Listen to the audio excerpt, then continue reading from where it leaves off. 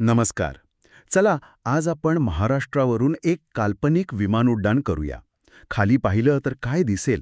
काळ्याशार जमिनीतून अशा सापासारख्या नागमोडी वळण घेत जाणाऱ्या नद्या, काही डोंगर रांगा, हिरवीगार किनारपट्टी. आज आपण याच नद्यांची गोष्ट म्हणजे त्यांचा अभ्यास करणार आहोत. MPSC परीक्षेसाठी अत्यंत महत्त्वाच्या असलेल्या महाराष्ट्राच्या नदी प्रणाली या विषयाचा आपण सखोल आढावा घेणार आहोत. बरं, सुरुवात एका अगदी सोप्या पण मला वाटतं महत्त्वाच्या प्रश्नाने करूया. हो, नक्कीच. आपण म्हणजे शाळेपासून ऐकत आलोय नाही का, गंगा, यमुना, ब्रह्मपुत्रा. हो, उत्तरेतल्या मोठ्या नद्या. बरोबर. त्या बर्फाळ डोंगरातून येतात, वर्षभर दुथडी भरून वाहतात. मग आपल्या महाराष्ट्रातल्या नद्या, त्यांचं काय? त्या वेगळ्या कशा आहेत?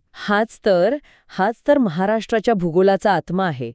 गंमत अशी आहे की महाराष्ट्रातील एकही नदी हिमालयात उगम पावत नाही. एकही नाही. एकही नाही.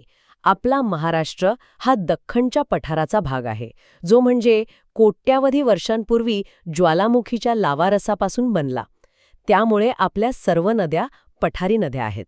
पठारी नद्या. हो, त्या हिमालयातल्या नद्यांसारख्या बर्फाच्या पाण्यावर नाही, तर पूर्णपणे 100% पावसाच्या पाण्यावर अवलंबून आहेत. अच्छा, म्हणजे त्या पूर्णपणे मान्सूनवर अवलंबून आहेत.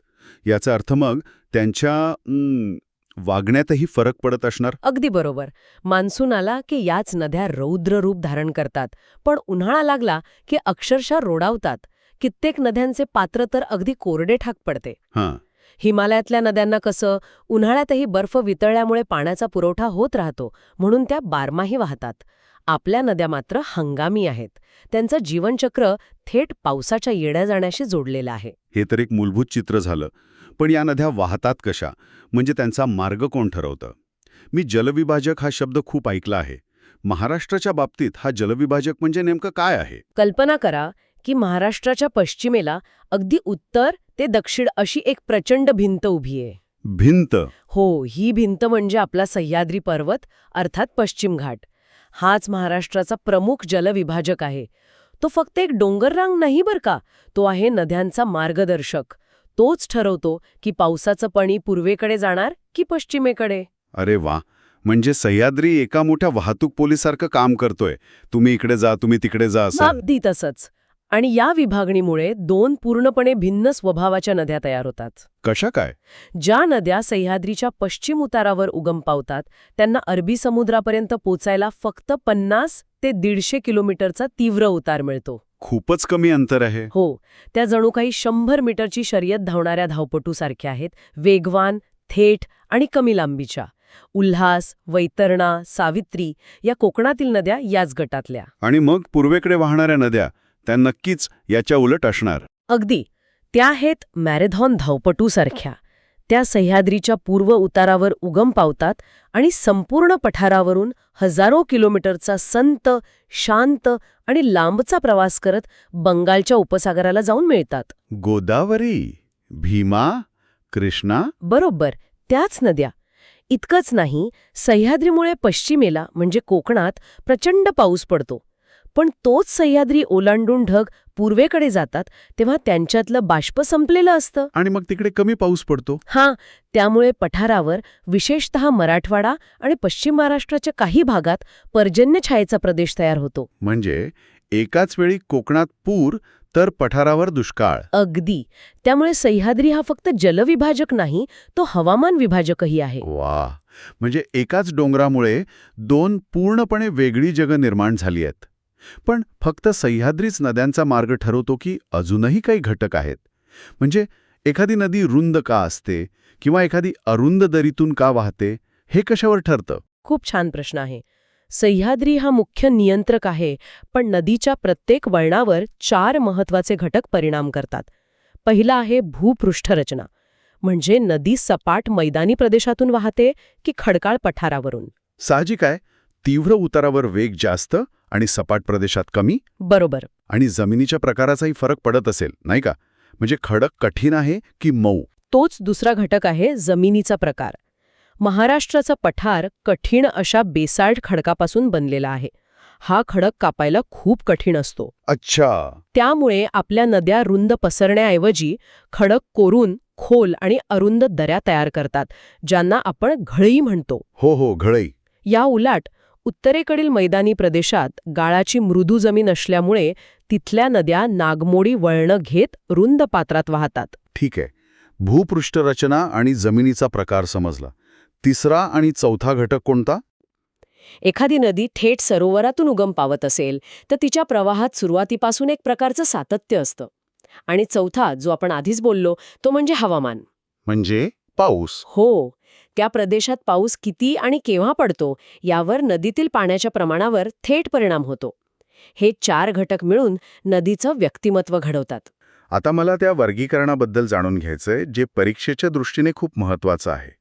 आपण पूर्व आणि पश्चिम वाहिनी नद्यांबद्दल बोललो, पण आपलं संदर्भ साहित्य सांगतं की उत्तर आणि दक्षिण दिशेने वाहणाऱ्या नद्याही आहेत. यामुळे माझ्या डोक्यातलं चित्र थोडं गोंधळात पडतंय. हा गोंधळ आपण दूर करूया. एका नकाशासारखा विचार करू. महाराष्ट्राच्या पश्चिमेला सह्याद्री.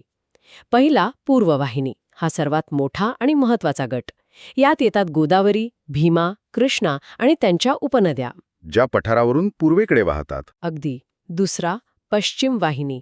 यात 2 उपप्रकार आहेत. पहिला कोकणातील वेगवान नद्या, उल्हास, वैतरणा, वशिष्ठी. आणि दुसरा खचदरीतून वाहणाऱ्या नद्या. एक मिनिट, खचदरी म्हणजे काय? हा प्रकार कोकणातील नद्यांपेक्षा कसा वेगळा आहे? खचदरी म्हणजे भूगर्भातील हालचालींमुळे जमिनीचा एखादा भाग खाली खचतो आणि त्यामुळे खोल दरी तयार होते. अच्छा. महाराष्ट्राच्या उत्तरेला सातपुडा पर्वत आहे. या पर्वतरांगांमधील अशा खचदरीतून तापी, पूर्णा आणि नर्मदा ह्या नद्या पश्चिमेकडे वाहतात. म्हणजे त्यांचा प्रवाह कोकणातील नद्यांसारखा तीव्र उताराचा नाहीये. नाही, पण त्यांची दिशा पश्चिम आहे. त्यामुळे त्या पश्चिम वाहिनीच आहेत, पण वेगळ्या भौगोलिक कारणांमुळे. अच्छा, आता स्पष्ट झालं. म्हणजे पश्चिम वाहिनी नद्यांमध्ये 2 टीम्स आहेत, एक कोकणची आणि एक उत्तर महाराष्ट्राची. आता उत्तर आणि दक्षिण वाहिनी नद्यांचं काय? हा मुद्दा अनेकदा दुर्लक्षितला जातो. तापी नदीला दक्षिणेकडून उत्तरेकडे वाहत येऊन मिळणाऱ्या काही उपनद्या आहेत. कोणत्या? जसं की वाघूर, गिरणा, पांझरा. त्यांचा प्रवाह उत्तरेकडे असल्यामुळे त्यांना उत्तरवाहिनी म्हणतात. आणि दक्षिण वाहिनी त्या नावाप्रमाणे दक्षिणेकडे वाहत असणार. अगदी. त्यासाठी आपल्याला विदर्भात जावं लागेल. विदर्भातील नदीप्रणालीचं हे एक खास वैशिष्ट्य आहे बरं का. वर्धा आणि वैनगंगा या 2 मोठ्या नद्या आणि त्यांच्या उपनद्या दक्षिणेच्या दिशेने वाहतात. हो. पुढे जाऊन या दोघींचा संगम होतो आणि त्यांच्या एकत्रित प्रवाहाला प्राणहिता म्हणतात. ही प्राणहिता सुद्धा दक्षिणेकडेच वाहत जाऊन पुढे गोदावरीला मिळते. वा. म्हणजे महाराष्ट्रात 4ही दिशांना नद्यांचे प्रवाह आहेत, जे राज्याच्या विविध भागांच्या भूरचनेचं दर्शन घडवतात.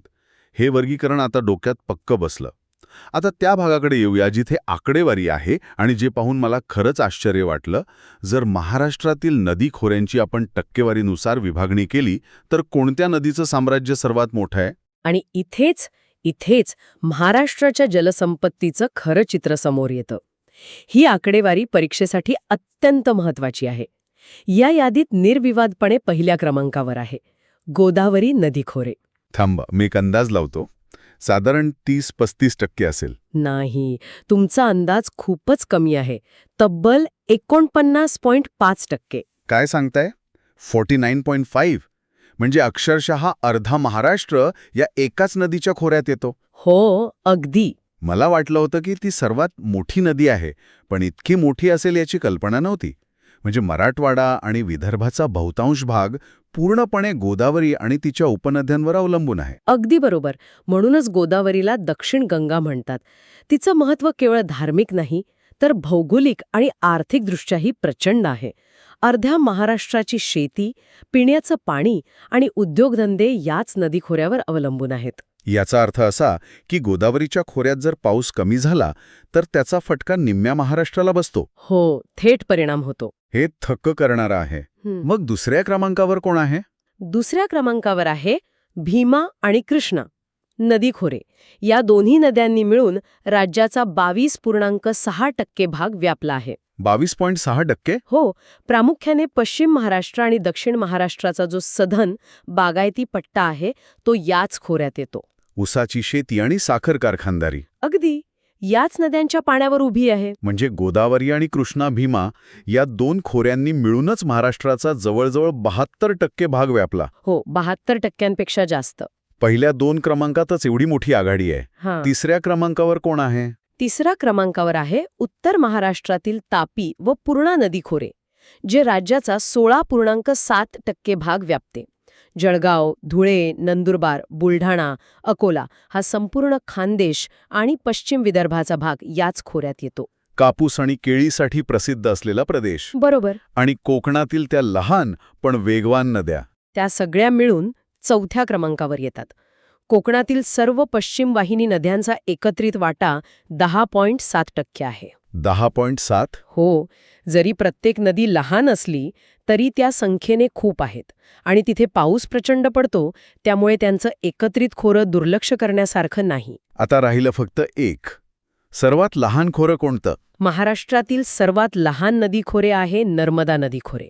ते राज्याचा फक्त 0.5% भाग व्यापते. फक्त अर्धा टक्का? हो, नकाशात पाहिलं तर ती फक्त नंदुरबार जिल्ह्याच्या उत्तर सीमेला स्पर्श करून पुढे गुजरातमध्ये निघून जाते. म्हणजे जणू काही महाराष्ट्राला फक्त हाय हॅलो करण्यासाठीच येते. अगदी तसंच. क्रम आणि ही टक्केवारी खरंच महाराष्ट्राच्या भूगोलाचं एक वेगळंच चित्र उभं करते. गोदावरी 49.5%, भीमा कृष्णा 22.6%, तापी पूर्णा 16.7%, कोकण 10.7% आणि नर्मदा 0.5%. हा क्रम लक्षात ठेवलाच पाहिजे. तर आजच्या या चर्चेतून आपण महाराष्ट्राच्या नद्यांची एक प्रकारे कुंडलीच मांडली. आपण पाहिलं की आपल्या नद्या या पठारी आणि पूर्णपणे पावसावर अवलंबून आहेत. सह्याद्री हा केवळ एक पर्वत नसून तो नद्यांचा आणि हवामानाचाही नियंत्रक आहे. आणि सर्वात महत्त्वाचं म्हणजे गोदावरी नदी ही महाराष्ट्राची जीवनरेखा आहे, जिने राज्याचा अर्धा भाग व्यापला आहे. परीक्षेच्या तयारीसाठी हे मुद्दे खूपच उपयोगी ठरतील.